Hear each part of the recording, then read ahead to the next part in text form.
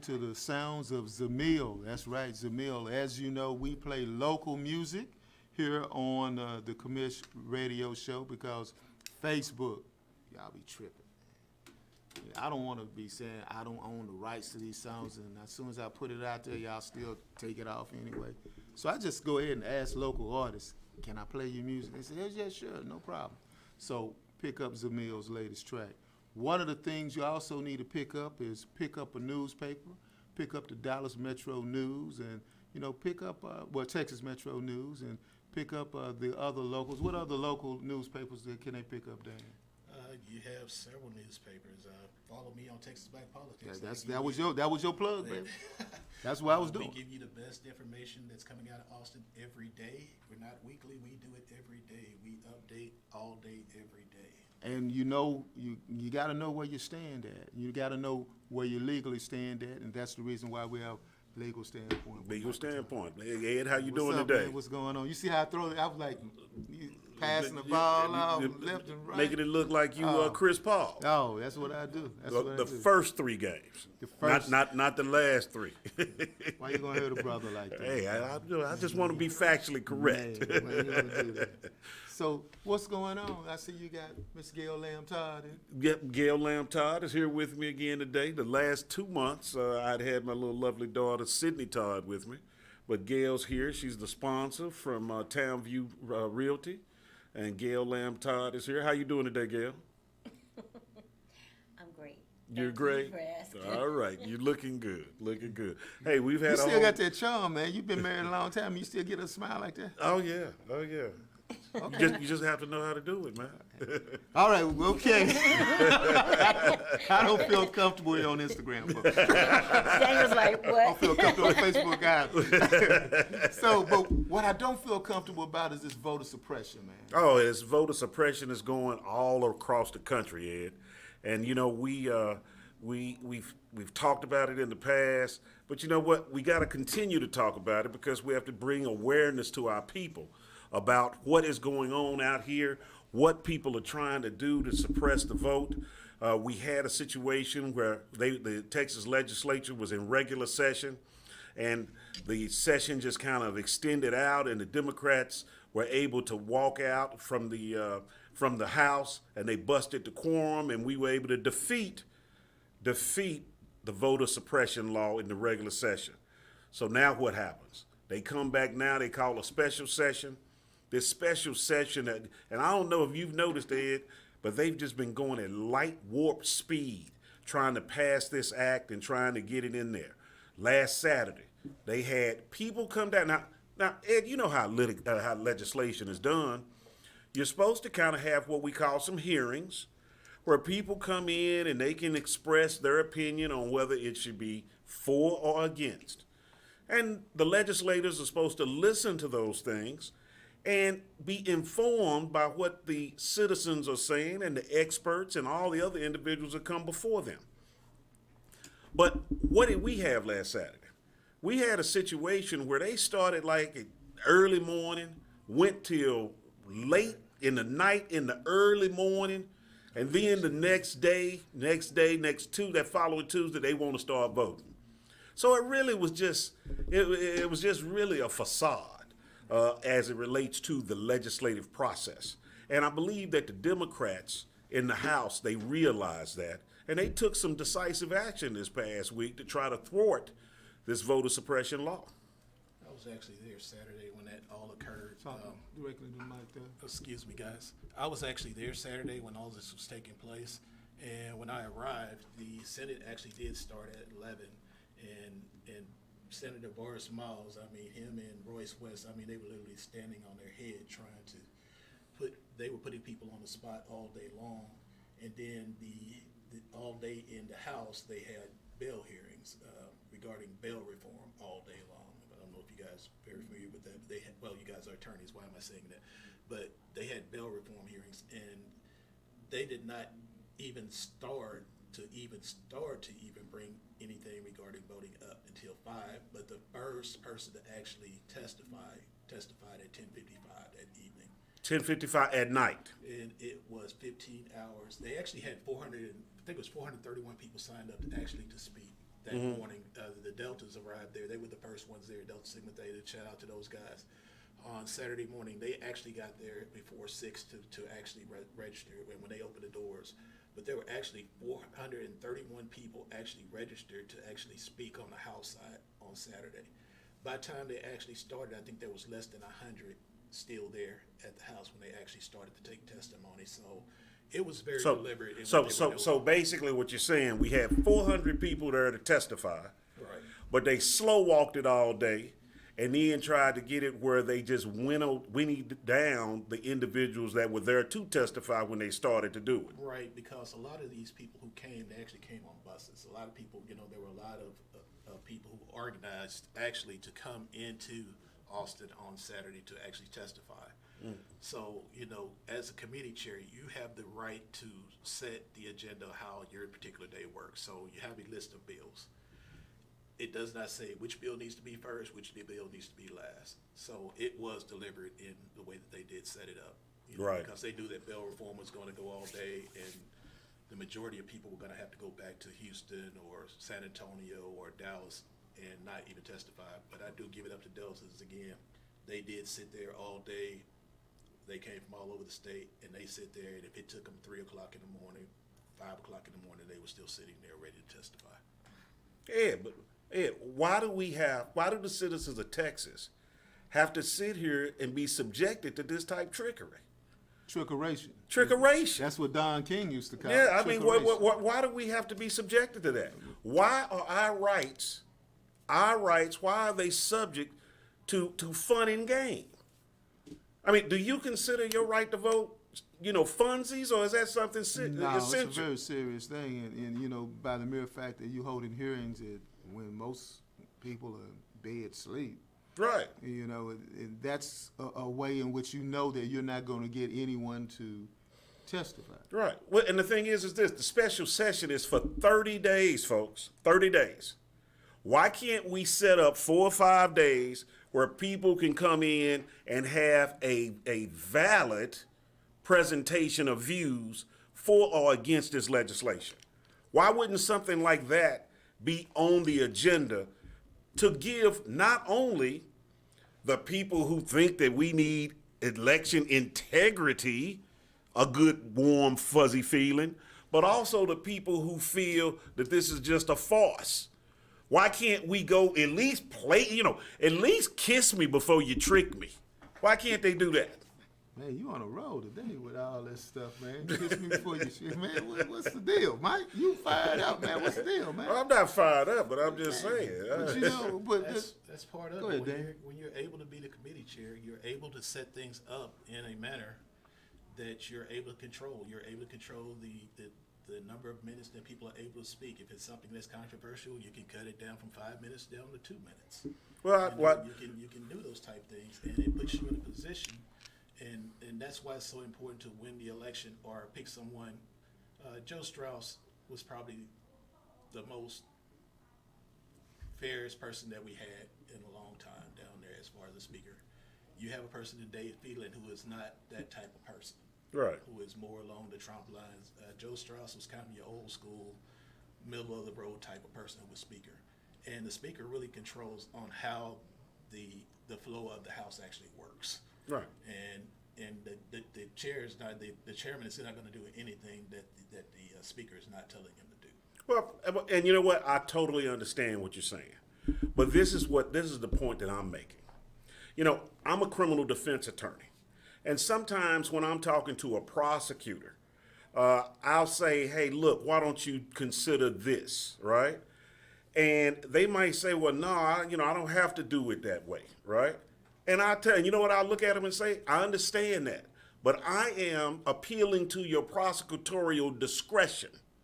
I'm asking you to exercise your discretion in a reasonable manner.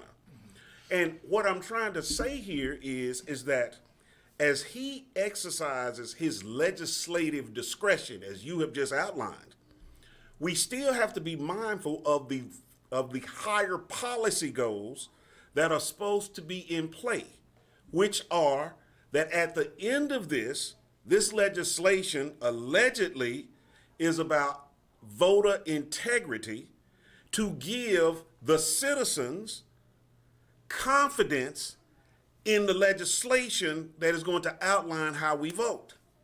So what I'm trying to say is that, yeah, that's fine. Okay, it's cool to say, well, that's his discretion. But is that exercise of discretion, as we have just outlined, is that something that is going to be beneficial to this state and democracy? But I think you're using reason, and that's something that's not in play at this particular moment here in the state of Texas or in many places across the United States. We put ourselves in this, well, I'm not going to say us, the Democrats put themselves in this position by not winning the races that they could have won during the general election.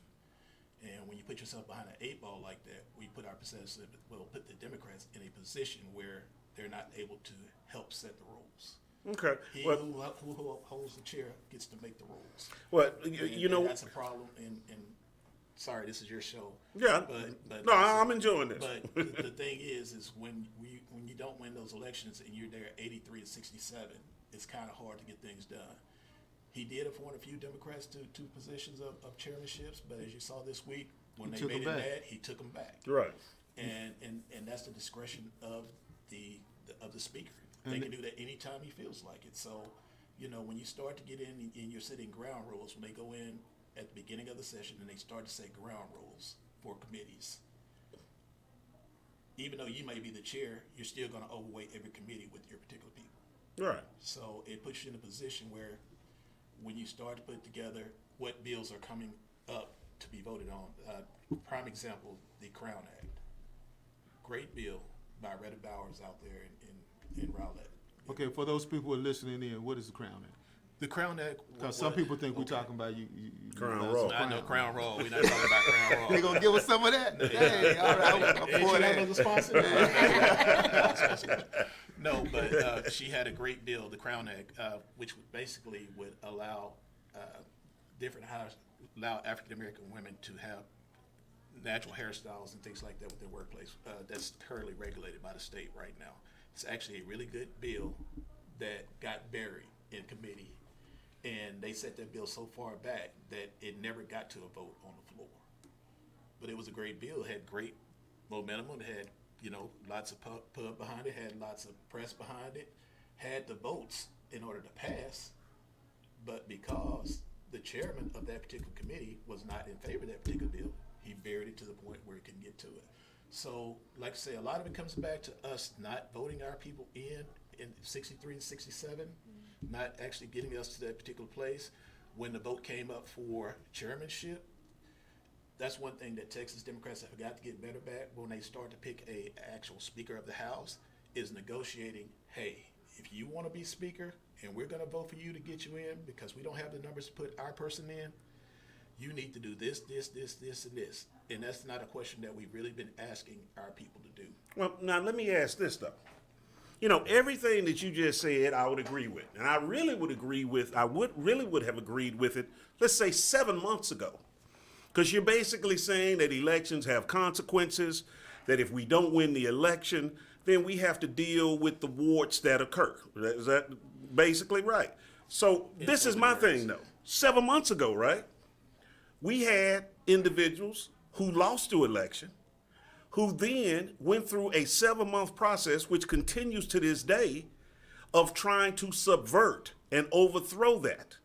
We have seen individuals try to throw out ballots for states. We have seen individuals pressure legislatures to try to overturn the vote. We have seen hordes of insurrectionists attack the Capitol and continue to this day to still talk about stop the steal, we're going to be back in August. So my question is this, and I'm posing this out to everybody.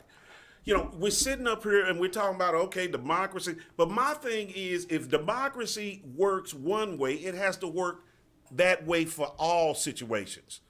So, yeah, you can tell me, hey, look, the situation is because we didn't win some races. Well, they didn't win races either. But for some reason, now, they're trying to pick and choose when a democracy applies to them. Selective memory. Yeah, and my whole thing is that if that's the case, if you want to sit here and say democracy only accounts when we win.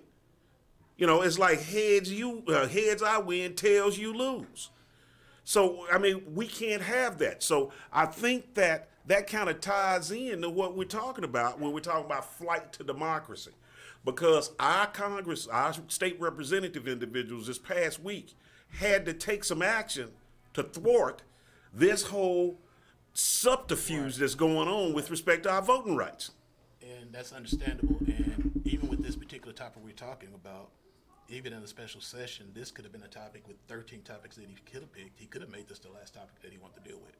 But instead, he put it at the front of the agenda and made it number 3, behind bail reform and oh God, I can't think of the other bill. But he made it. The other one was probably critical race theory. But he made it. He made it to a point where, in order to get to other things that there is some agreement on, like we were talking about before you got here, the 13th check for the teachers, for the retired teachers. Mm-hmm. That could have easily been something that they could have passed on the first day, but that was not something that he put at the first. So he intentionally put this there as a political ploy to draw people into what's going on. You'll notice in the special session, he didn't put things in that people are really concerned about. I mean, we had 700 people freeze here in Texas, and there's nothing in there regarding electricity or anything like that. So they had the right, like I said, they had the right. They did what they need to do when Sundown hit, which is the last day of the session here in Texas, when the clock struck 12, and they did stop the particular bill, and he brought them back for the special session. He already knew this was going to happen. He already knew that this was going to happen, that the Texas legislature. What he's planning on doing is trying to wait them out. He knows that once they reach the 30-day point, and most people in the news cycle are going to stop covering the story within 30 days. That's just kind of how politics works. Anything that's happening is hot now, and as time goes along, less and less people pay attention to what's going on. All right. And that's what he's actually trying to. Oh, I'm sorry, did it? No, you're good. We just gotta pay attention to the time. You know, Okay. that's we're coming up on the 4:50 mark, and we got to take our chance to go ahead and have our listeners to tune in as well, and they should call in. And what telephone number again? 556-6239. And also, we got to play those drops, especially the Gail Lamb Todd drop. Let's play those drops, and we'll be right back. Let's play that drop. Who was that masked man? You mean you don't know? That was no masked man. That was the Commish. Saturdays from 5 to 6 p.m. on the Fishbowl Radio Network. Hey, this is DJ Rick. I'm the host of Alley Rally. I broadcast live each week on Wednesday from 1 p.m. until 3 p.m. in the Fishbowl Radio Network studios at Globe Life Park in Arlington, Texas. Log on to www.fbrn.us and check out Alley Rally. So be sure to log on each week, Wednesday, 1 o'clock, top of the hour till 3 to catch my show. On FishbowlRadioNetwork.com. Jump in. Hi, my name is Gail Todd with Townview Realtors. If you find yourself in the market to buy, sell, lease, or maybe you want to be a part of this hot real estate market by investing, just give my team of professionals and I a call at 214-675-9572. Again, that's 214-675-9572. Or you can email me at gtodd88@yahoo.com. With me, it's all about you. Hey, this is Tony. This is DeAndre. Hey, this is Makai. And this is Alec, host of The Final Drive. Broadcasting live each week on Thursday at 3 to 5 from FBRN Studios at Globe Life Park in Arlington, Texas. Log on to hear the latest and greatest news around the NFL and the sports world. So be sure to log on each week on Thursday at 3 to 5 to catch The Final Drive. So jump in for all things NFL here at Fishbowl Radio Network, The Final Drive, your official source of all things NFL. Jump in.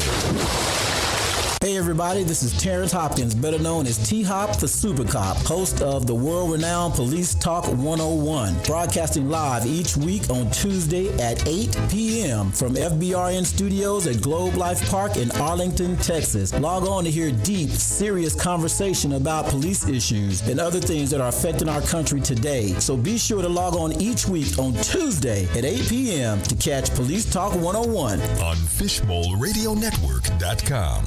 jump in. Jump in, and we're jumping right now into the topic of voter suppression and Voter Rights Act. And as we were talking offline, if you were listening in on fbrn.us, you could listen in to all of these commercials that we have on. But you could have been listening in if we had the mics open, but we don't have them open. But what we do have open right now, we have the Flight to Democracy is open, and we have our caller that's called in right now from Washington, D.C. How you doing? I'm well. How are you? All right. I'm doing fine. I think this is Representative Jasmine Crockett. It is. How you doing, Representative Crockett? Hey, I'm hanging in there. Hey, Jazz, it's Daniel. How you doing?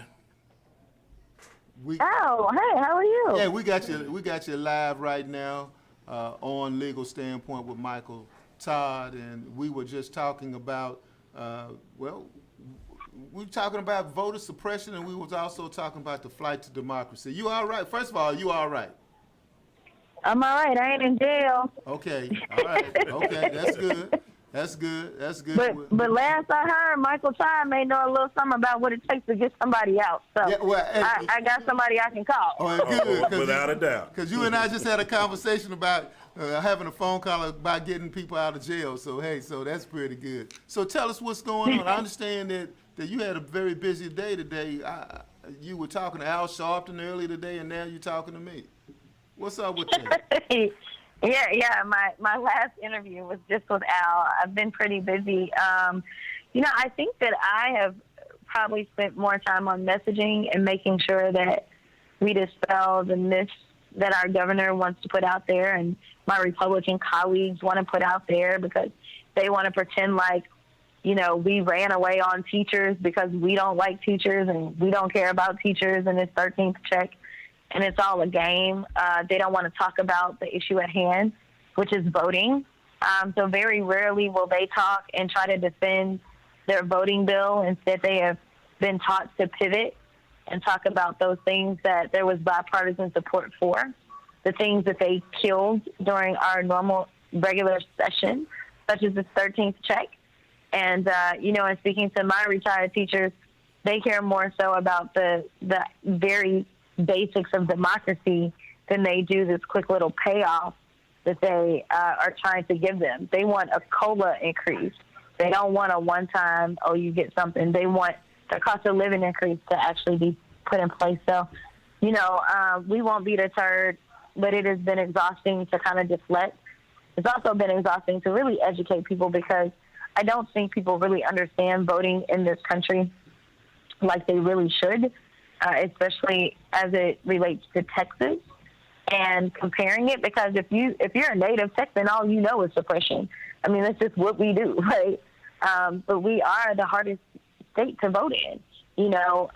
They refuse to give us the basics such as online voter registration. And so when you take it in context of what we currently have and them trying to impose even more restrictive practices, it basically chokes people off from getting to the polling place. And we're trying to do everything that we can to prevent that and encourage the federal government to at least put in a baseline standard for voting, as well as, put us back into a pre-clearance situation, because Texas has to be told, hey, that was racist. If they're not slapped and told that they did something racist, then they're just going to pretend, since nobody said anything, that it wasn't racist. Like it didn't happen. Excuse me, Representative Crockett. No, you can call me Jazz, like you've always called me. Now, let me ask you this. I read some articles at the beginning of the week where you were saying, hey, look, why are we even going through this charade down here? Let's just go on. Let's get together and let's just leave. Let's bust this quorum. Did you have any issues with respect to your fellow Democrats to reach that decision? How did it come? How did that come about? Not this time. It was quite rocky the first time, and that time it was only 2 hours, and we didn't have to get out the city limits. It's completely different to be in a special session and to be in a regular session. In that, in the regular session, Democrats got bills that they want to get through. They want them to get all the way through the process. And as you can tell, our governor is a little vindictive and petty, right? Correct. He doesn't care about people. And so even if there was good bipartisan legislation that was introduced by Democrats, some of them were concerned. They were concerned that, potentially their bills will be killed. Also, there are many members that are part of leadership. They have chairmanship. They have vice chairmanship.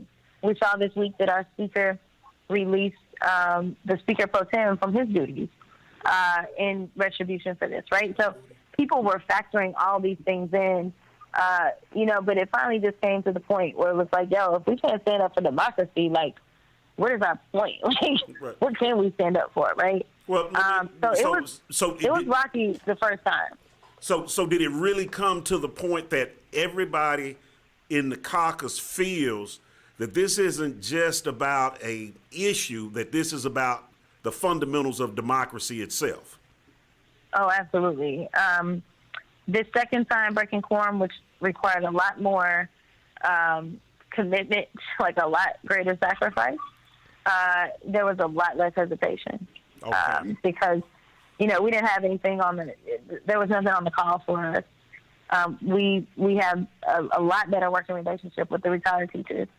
But, to put something about an abortion bill on there, to put anti-trans kids legislation on there, to put the critical race the theory. regressive, that plus the regressive bail bill. I mean, there was nothing for our constituency on this call, that was worthwhile. So it was a no-brainer, right? A general session, you're filing all kinds of bills, and you never know what'll make it through. During this kind of session, we know what's coming through, right? Like, you say you want voting legislation, but we also know that you're not going to give us hearings. Like, we filed our voting bills. We know that they're not going anywhere. So, no, it was pretty easy to come to the decision to do it. It was more so, how do you do it, and where do you go? Like, and how do we pay for it? Like, it was the logistical part of it, but the heart to do it was absolutely there, unequivocally, from the caucus. All right. Well, let me ask you this, and for the people that are out there listening, they hear the Republican propaganda where they say, well, you know what? This version of the voting bill, we giving them souls to the polls now. We're giving individuals who do a mail ballot an opportunity to cure any defects that they have. And so they want to say, well, hey, look, this is a completely different deal. We listened. We're trying to address the concerns. Tell the people who are listening, what are the main things in this bill that we see as something that's going to be not only detrimental, but an attack on democracy itself? Yeah, so most states, I actually don't know of any states that have a maximum number of hours for voting. So there's a lot of people that don't really understand why the 24-hour voting is such a big deal. It's because most people don't do it. But the reason it's a big deal is because most states just have laws that say, hey, you have to minimally do this number of hours, right? And that's what our laws always say. So the Republicans are saying, well, we're giving you an additional hour on that standard, right? Right. They're doing that, but the reality is that every county already does that, right? Like, we already covered the span of those hours. But what they're trying to do, and the reason that you say it's suppressive, is because they're trying to now put in a maximum. And so you can't vote after a certain time. Well, for working folks that may work shift jobs, or even what we saw and what we heard in the testimony, it actually was a sorority sister that testified in the hearing about being a medical care provider, right? And so Harris County has the largest medical center in the country. I think some argue that it may be the largest in the world, right? And so now you're telling these medical professionals that potentially were working 24-hour shifts, that they would have to figure out how to do this within the hours that the polls were open. And chances are there will be long lines, because that's what we see in our urban centers. Instead of allowing the local elected or appointed official to make a decision about what makes sense for their area. In a small town in Texarkana, like Texarkana, I can't imagine ever saying, oh, yeah, let's do 24-hour voting. But that doesn't mean that Harris County or Dallas County shouldn't have that opportunity if those on the ground feel like that is what's best. We saw that there was a disproportionate amount of people that actually were of color that used the 24-hour voting. Same thing with drive-through voting. Drive-through voting really was just kind of an expansion of curbside voting. But for that mom that has to pick up her child and maybe doesn't have the patience to stand in line for 3 hours with a child that's moving all around, they have the convenience of being in their cars. I think they said 60% of the people that used drive-through voting in Harris County were women, and overwhelmingly more people of color. And so what the GOP did was they looked at where are these votes coming from. If it was a bunch of white people, it wouldn't have been a problem. Right. But once they realized it was people of color, they were like, well, let's get rid of that. Another thing that is really, I talked about the fact that we don't have online voter registration, which would increase participation. We also have a provision in this bill that says if you're an elected official, so myself as an elected official, I don't come from a wealthy district. If I decided that I've got enough money to be able to send out vote-by-mail applications to everyone in my district who is 65 years of age or older, because we know for sure that they qualify, then I would be committing a crime and would be subject to jail time. Those are the things that they're trying to do to minimize participation and reduce access to the ballot box. And what level crime are they trying to make that, Representative Crockett? I don't remember specifically. In my mind, it was a state jail, but we've gone back and forth on some of these.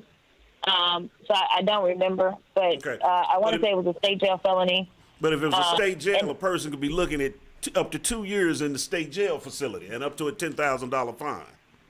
Absolutely. As an elected official. For sending out a application to someone who you even know qualifies for it. Correct. I mean, is to a that qualified voter? Now, let me ask you this as it relates to the and I'm not trying to put you on the spot with all the nuances of the bill, but I remember reading something about that if you say that you're disabled, that you just can't. In the past, if you said you were disabled, they just had to take your word for it that you were disabled. Yep. But now they're proposing that you have to attach some type of doctor's statement or medical records or social security disability kind of statement to your application. Is that still what they're trying to do? No, I think that they now want you to do some affidavit. You have to do an affidavit or some oath regarding your disability. And if you get assistance from someone, that person also has to do an oath attesting to your disability. So if you're just a disabled person and you've not shared what your disability is with someone, that person would also have to swear under penalty of perjury as it relates to your disability. So you may have to disclose your personal medical information just to get assistance. There also was a provision regarding assistance that would criminalize someone if they are receiving any funds. I forget the exact language, but basically what was going to happen is, let's say I have a healthcare provider because I am disabled, and that provider is actually being paid consistently, that it would be criminal if that person actually assisted me, and that's the person who is paid to assist me with everything in my life. Right. I mean, it's and then there's a thing that no one is really talking about, which has to do with the fact that we heard from elections administrators that we are actually putting our elderly and disabled persons at risk for identity theft, which, unlike voter fraud, identity theft is actually a real thing. Right. In the state of Texas and in this country, because they want you to put certain identifiers, such as your social, but it would kind of be on the outside of the envelope. It was very weird trying to understand. Like, basically, the elections administrators are like, we don't even know how they're going to do this, but they're either going to risk a person's most personal information being too readily available, or they are going to risk losing the secrecy of the ballot by the way that the language is drafted about kind of where you have to put certain stuff and that kind of thing. I mean, it sounds like it's just a multitude of things. That's just, I mean, you haven't even touched on the people, poll watchers. The poll watchers. You haven't touched on the fact of, if we're at the church and everybody gets everything, we get all the old people's ballots to drop them off, that could be a crime. Hey, wait a minute, hold on. I take offense. Oh to yeah, when you no. say old Well, that's people. currently. That's me. Currently, we can't touch anybody else's ballot anyway. It's I mean, they did remove certain stuff. Like it was going to be an issue if you had. I think they still had in this bill that if you took 3 people or more to go vote, then you would have to do your own oath explaining why you took them to vote. So basically, if somebody Ubers and takes people, then they'll have to do that. There was a provision previously that said that no one else could be in the vehicle when a ballot was being voted. So even with the curbside issues, so if I am, if I've got my children in the car with me, then my children would actually have to get out of the car. Otherwise, that would be illegal and criminal. There also is this partisan poll watcher deal. So these partisan poll watchers, combine that with the fact that we did permitless carry in the state of Texas. So now you potentially are going to have guys with guns, I would imagine, similar people to what we saw running off to the insurrection. Now, Representative Crockett, let me interject here.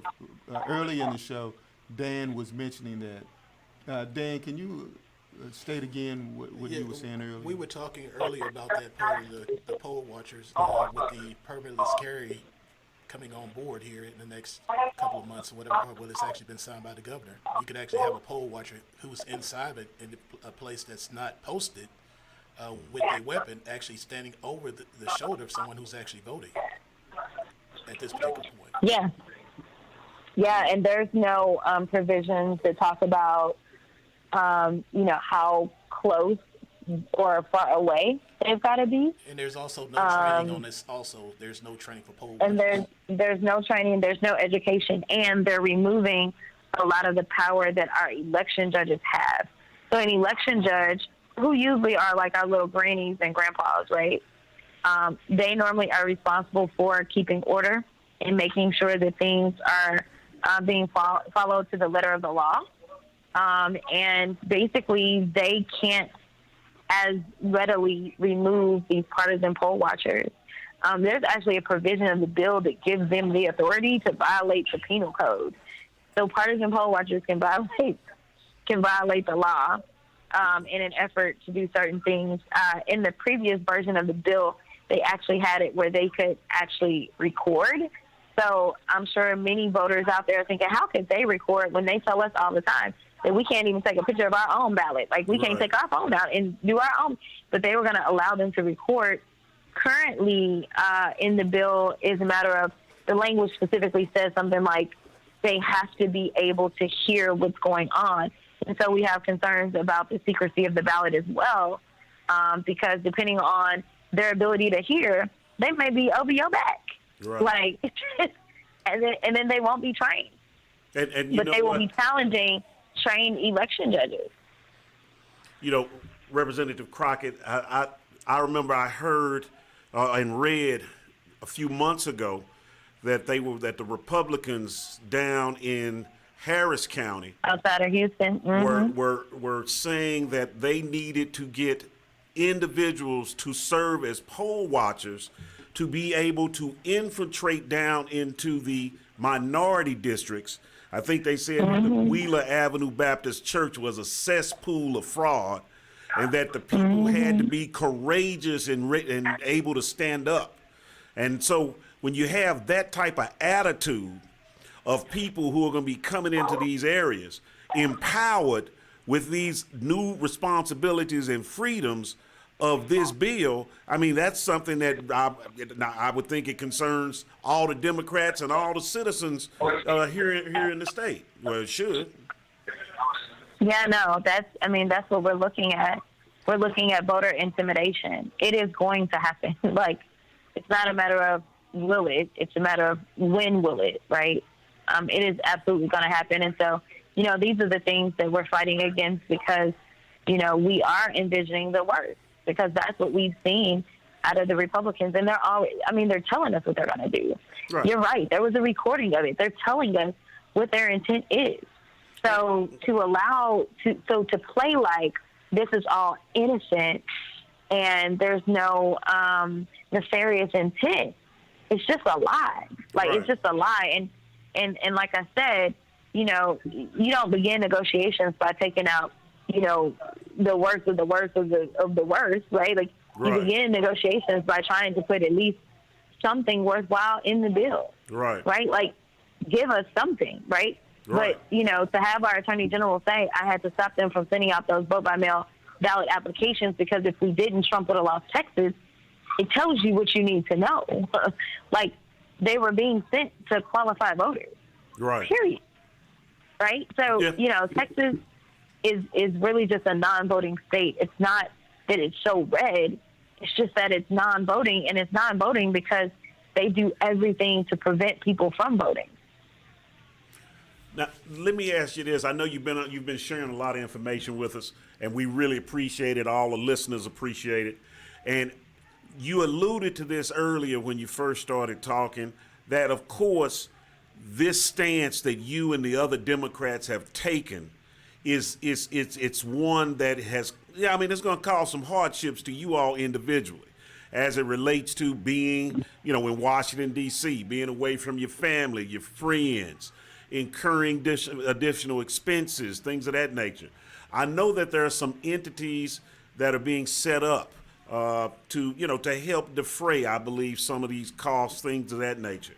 Are there any ones in particular that you would recommend that we look at?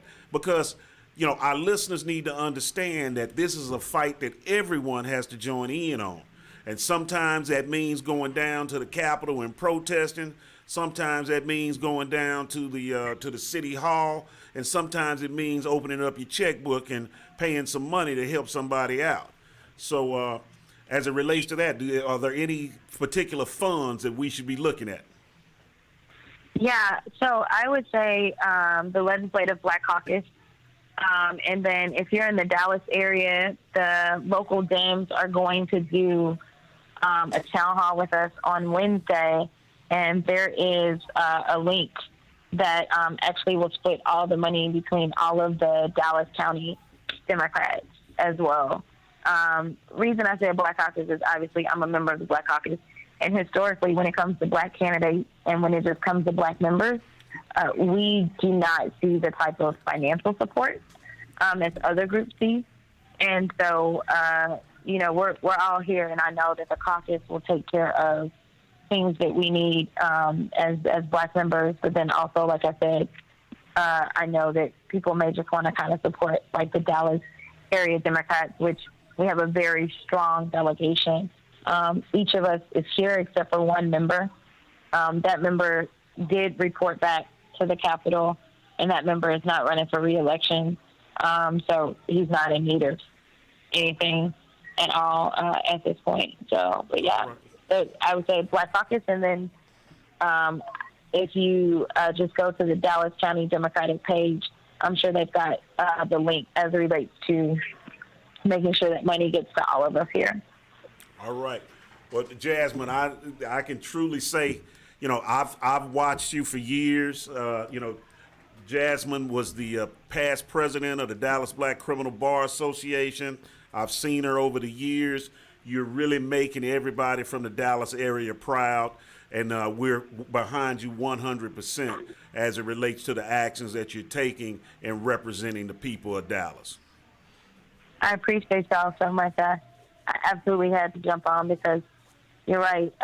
You guys have been there way before I ran for office, supporting me and always making sure that I had access to the resources that I needed to really just be great, whether it was in the courtroom or it was just kind of advocacy around civil rights issues overall, or, even this, because this is our civil rights fight of today. So I do appreciate you. I'm always here for you. If anybody needs to get in touch with me, I do respond to all DMs, as hard as it may be. But I'm Jasmine4100 on all social media platforms, and so never hesitate to reach out and ask me any questions that you guys may need. You know what, Jazz? As I was coming over here, I just heard you say Jasmine 100. I told my wife as we were driving, I was like, she's gonna keep it 100 for the 100. I thought I was coming up with something original, but it sounds like you already had it. Yes. That's good. All right. Thank you, Representative Crockett. As I've often stated, the only Texas hero named Crockett for me is Jasmine Crockett. I don't know about this David guy. All right. Thank you again. I appreciate it. Be in touch this week, Jess. All right. Y'all have a good one. All right, thank you, Jess. Take care. All right. All right. That's what we do on the Commish Radio Show and Legal Standpoint. Bring information. Try to do what? Educate. Be involved. But then once we educate people, you have to do something out there. You have to actually do something beyond just listen in. You know what would be great? What's that? Representative Crockett gave us the Black Legislative Caucus. Right. And also she said go to the Dallas County Democrat page to look for the links to be able to give with respect to the cause that they're following now. It'd be great if we had 100 folks. 100 folks. At least 100 folks. There you go. You stuck on 100. Yeah, 100. Keep it at 100. Yeah, keeping it 100 for the 100, right? That's right. If we had at least 100 folks to go give $1,000 each. 100 folks give 1,000. Okay. So we could raise $100,000 for the cause of democracy that would go to these individuals. And you know what? I'm gonna start it out before I leave today, before the sun sets. I'm gonna have that first 1,000 sent to them. Okay. All right. All right. So we're gonna make sure. That sounds like a challenge. Yeah. I'm trying to see. Hey, we trying to get people. And you know what? If you can't do 1,000, if you can do 100, we'll take that too. Okay. All right. You sound like you're a deacon or something in your church or something. You're raising up an offering. Wait. You know what? You're raising up an offering. You know what that made me think about? What's that? That movie Coming to America. There you go. Where they said we'll take the kind that trinkles and jingles, but we like the kind that folds. That's true. That's true. But nowadays they be cash apping now. Oh yeah. They cashing out. But you know what? I mean, she touched on, and it was really important for our listeners to really hear some of the maturations that are going on with this litigation. All for allegedly voter integrity, and it's doing nothing but suppress. It's always amazing when people talk about voter integrity when they have no integrity themselves. Correct. But they're talking about voter integrity. Right. But that's the politics of the day. Right. That's it. So Gail Lamb Todd, what did you think as it relates to what Representative Crockett outlined as those problems? I mean, did you get a better understanding of what they're trying to do? Yeah, I read a little bit about it, in the paper, and listening to her was very informative. Okay. All right. And we're glad that you're listening in as well. I know we got a couple of other drops that we want to play as well. And we're getting ready to transition off. We're doing this on Restream, so we want to keep everything branded, legal standpoint, where it's just branded straight with Michael Todd. Hey, man, you know what? I would be amiss to not mention the fact that we were at a funeral earlier today. Oh, without a doubt. And we want to go ahead and spend a few moments to recognize the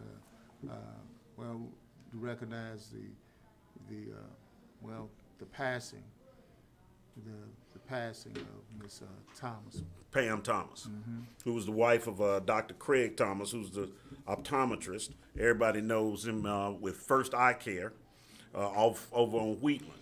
Yeah. And we had a lovely service today. A lot of heartfelt memorials were given. Some rousing song.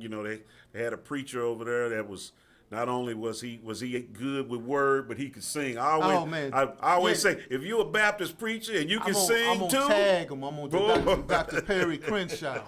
Dr. Perry Crenshaw, a good friend of mine from Grand Prairie as well. So it was good, being with friends, and that's the reason why when I always say Oak Cliff, that's my hood. Right. And seeing you and your brother, and also Commissioner Price was there. Right. Senator West was there. And but it wasn't the people that held the titles that was there. It was Oak Cliff that was there, and that's what we're about. Right, That's right. We often say we ain't just a bunch of brothers from Oak Cliff talking. right. No, as even though we are a bunch of brothers from Oak Right, Cliff. right. But yeah, we know what we're talking about. Right, yeah. No, it was a good day. Yeah, it was a good day. Had some of my friends that came up because Craig Thomas and his wife did work at University, they went to University of Houston. And so a lot of folks from University of Houston, some of my old college mates came up for the... Yeah, Drew Hawkins up there. Drew Hawkins was here. Yeah, I've been knowing Drew since first grade. William Brown Miller, man. I remember you telling me that. Man, that's wild. Y'all used to play pinochle together, huh? We used to get spanked by the way they did that stuff back then. They don't do Right, that they stuff don't do now. that anymore. That They shows don't you do how that. old you are. Yeah. You getting whooped. You huh? used to get whooped. Yeah, I didn't get spanked. I got whooped. Well, you come from a family of educators. You got that at home and it was Hey, I would get, if I got whooped in school, I got whooped when I got home. that's So, it. I mean, it was hard, man. But but that's what this show is about. It's about community as well. And I noticed you were slipping. You said Jasmine, and and I always have to refer to people by their titles too. But when we knew these people, they didn't have those kind of titles. Right. No, and you know what? But what's a blessing is that since they have the titles, they still answer the phone when we call. Oh, without a doubt. Yeah, but will they answer your call for $1,000? You know what? I'm gonna tell you this. What's up? I said You said that we needed 100 with 1,000, right? 100 But with then I said, but you know what? If you just have 100, that's okay, right? If you got 100. And guess what? My cousin, Natalie Crittenden. Natalie Crittenden is your cousin? Natalie Crittenden is my cousin. I didn't know that. Yeah, Okay. from Oak Cliff. Oak Cliff. Right. Carter High too. Principal over Carter, if I recall. And you know what? I said Natalie. Actually, this was her brother. Okay. Well, we get Natalie to go ahead and get some money too. Oh no, it is Natalie. It's Natalie. I had to look. Here, man. Well, yeah, I need my glasses. But my cousin Natalie Crittenden just texted me and said her $100 is on the way. Okay. So we only need 9,000. No. We need 8,900 more. 8,000. Is it now? How much more we need? Oh, we need He didn't go as far as I we need 99,000. What school you went to, Mike? 98,000. What you go for, a sock? Don't say nothing about sock now. Don't say nothing about sock. You know my father was principal I know, at sock that's what I'm now. saying, Don't man. say That's nothing what I'm about saying. sock now. My brother and my sister went to Man, sock. I don't mean All to right. cause no problems. All man. right, well, I know you paid for the about third to now. time, That man. means we've been getting along for a long time, and you about to now. But no, we want everybody to go through, and we need to support these individuals. Yeah, we do. Yeah, we need to support. Because it's serious to the point where the governor's like threatening them. He ain't gonna put him in jail. I don't think he will. Well, but the thing is But this: that's I a did threat, man. Well, it's a threat. I did a little research. Yeah, what's up? Yeah, I mean the governor. To be honest, he's not even the one that can issue the arrest mechanism. That is the Speaker of the House. It's a part of the House rules, and it's also part of the Constitution. But it's not a criminal type arrest. So, I mean, they can go out and secure them. They can take them back. They can lock the doors and make them stay in there, which sounds really crazy to me. But it's not a situation where the governor, he's talking about, I'm going to have them arrested, and he doesn't have anything to do with it. Nothing. Nothing. He can't do a thing. Nothing. So that's But press the speaker to make him do it. Oh. But that's the speaker who's done See, it. I would fly back and just, hey, I'm in Dallas, folks. Hey, I just want to see Governor come get me. I'm right here. Well, but now the I'm speaker. at 1,000 Ballpark Way. No, but the speaker has. I think they call it That ain't like to say I just a wouldn't point leave of after I call said or that. something like that. And so it's some house maneuver with the house rule. I think it's House Rule But 5. you got to be in session to do that, though, right? Well, no. The thing is that they call for the quorum. If quorum is not met, they can then ask for the call for the House. I think it's called point of call. They did that, and so that authorizes the Speaker to empower law enforcement to round up the individuals with respect to bringing them back for quorum. Well, it's a mess, folks. Right. And that's the reason why we want you to tune in the third Saturday, right here. You know, right here, Legal Standpoint with Michael Todd. See? All right. Sponsored by Gail Lamb Todd and Townview Realty. She must have a lot of money. She sell name Gail Lamb Todd. Right? You know what? She must. hey, she been carrying me for years. I heard that. Well, we see you guys back next week, all right? And All stay right. tuned as we go into the third segment of the Commish Radio Show, all right?